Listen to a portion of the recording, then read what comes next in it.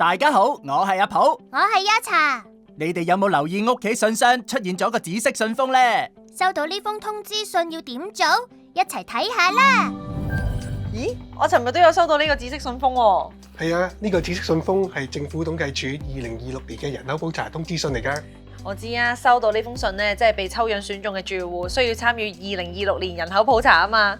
咦，咁你諗住用咩方式做問卷呢？我咁醒，一收到就已經做咗網上問卷啦。統計處鼓勵被抽樣選中嘅住戶使用網上問卷參與人口普查。